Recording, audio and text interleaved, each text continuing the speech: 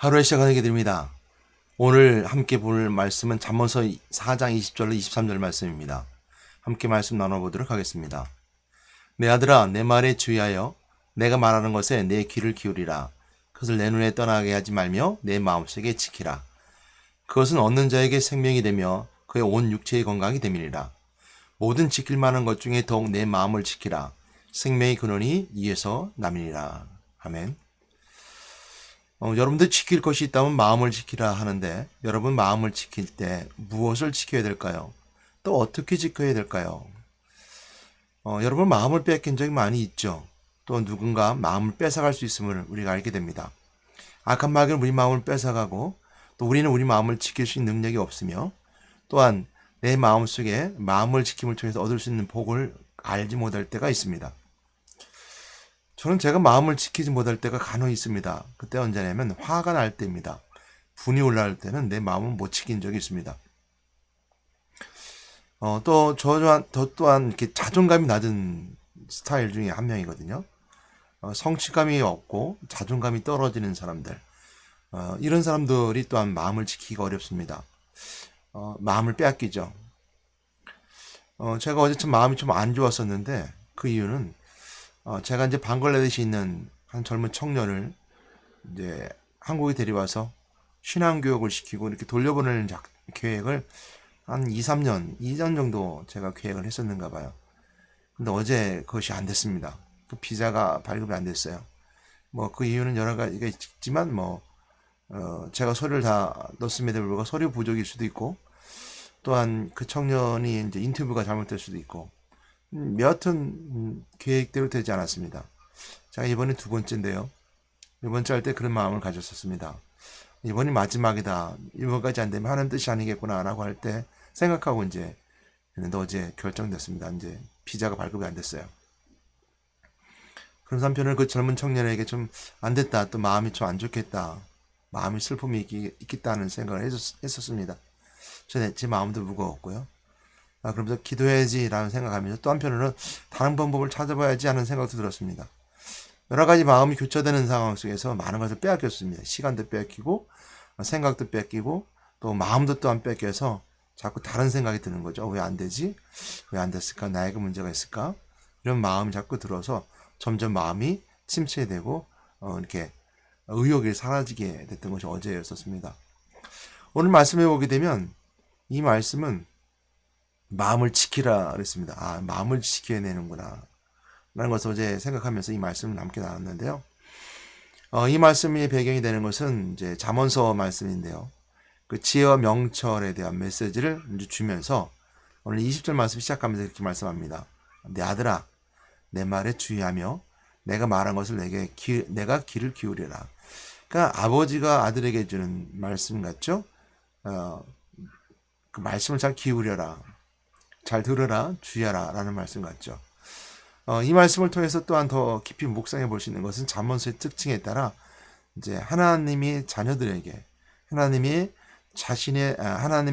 사람들에게, 하나님 백성에게, 하나님 선택된 자에게 이렇게 주시는 메시지이기도 합니다.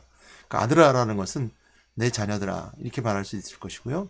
하나님 말씀에 내 말을 잘 기울여라, 주의해라, 말씀에 둬라라고 말씀할 수 있습니다.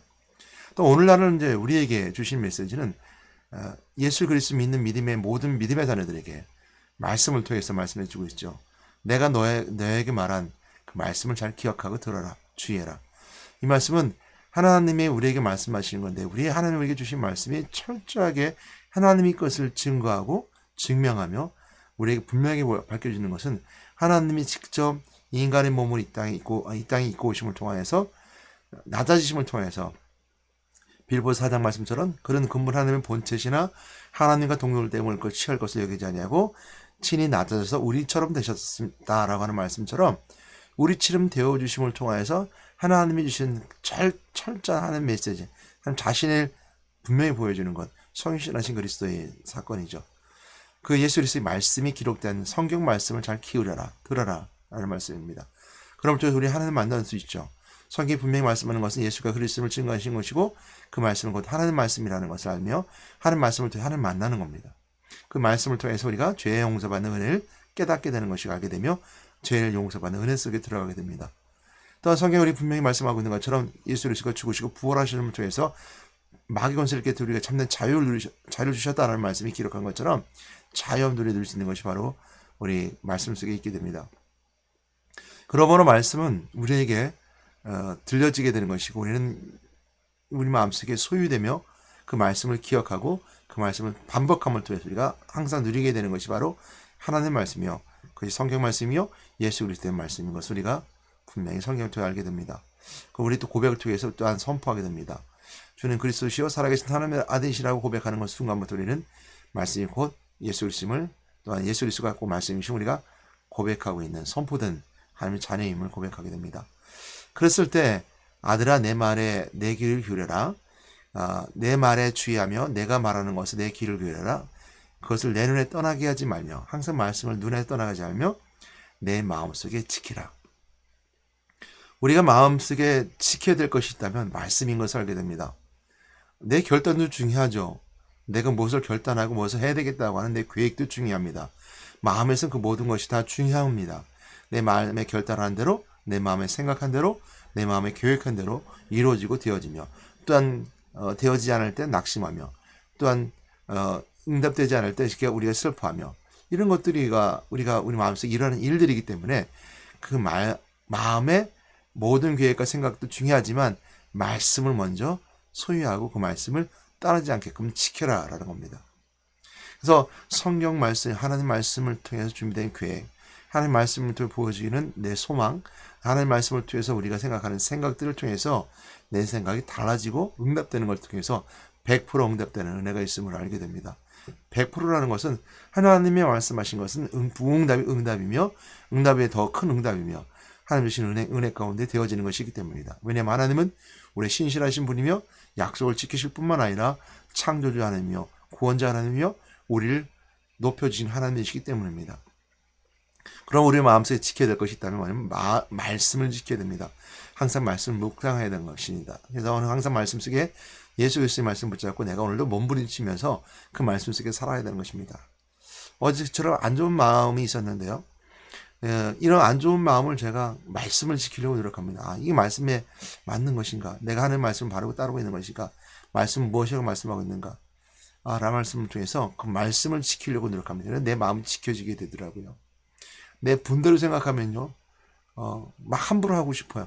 내가 막 화가 나니까, 막 어디 안 되니까, 막 자책하고, 막, 함부로 하고 싶고, 분노하고 그렇지만, 내가 말씀으로 내가 지켜야지. 그러니까 말씀을 내가 내 마음속에 하는 마음 품어야지. 이런 마음 품으니까요, 그래도 많이 내가 가라앉아요. 그 마음이 많이 가라앉았어요. 지킬 만한 것에 내 마음을 지키라. 지켜야 될 것이 마음이 지켜야 됩니다. 그래서 23절 말씀은 우리가 은혜가 되는데요. 22절 말씀이죠. 그것은 얻는 자에게 생명이 되며 그의 온 육체에 건강이 됩니다. 그러니까 마음을 지키는 자는 스트레스도 없습니다. 뭐 자존감이 낮은 사람들에게 스트레스 되거든요. 근데 그걸 생명의 생명이 되고 또한 육체의 건강이 된다 했습니다. 살아있는 것이 되고 육체의 건강이 된대요. 여기 그것을 얻는 자에게 생명이 된다 해서 얻는 자에게 그 말씀 얻는 자에게 생명이 된다는 그 말과 좀 이따 이제 23절 말씀에 보는 그 생명도 함께 나오는데요. 함께 보도록 할 텐데 생명이 있는 뿐만 아니라 육체의 건강도 지켜준대요. 마음을 지키면 육체의 건강도 지킨답니다. 23절 말씀은 너무 잘하는 말씀이죠. 우리 항상 함께 묵상하고 나눌 수 있는 부분입니다. 오늘도 이 말씀 묵상하면서 하루 동안 되뇌이면서 암송하려고 하는데요. 잠언서 4장 23절 말씀이죠. 무릎 지킬 만한 건자는 내 마음을 지키라. 뭐라 했어요? 이는 생명의 근원이 이에서 남이니라. 이 말씀이 우리가 내가 오늘 하루 종일 이제 묵상하면서 암송하며 지낼 말씀입니다. 물은 지킬 만한 것 중에 내 마음을 지키라. 이는 이랬습니다. 마음을 지키라. 이는 생명의 근원이 이에서 남이니라. 이에 남이니라. 라는 말씀이기 때문입니다. 이 생명의 달을 한번 생각해 봐야 됩니다. 생명. 아까 22절 말씀에도 그것을 얻는 자에게 생명이 되며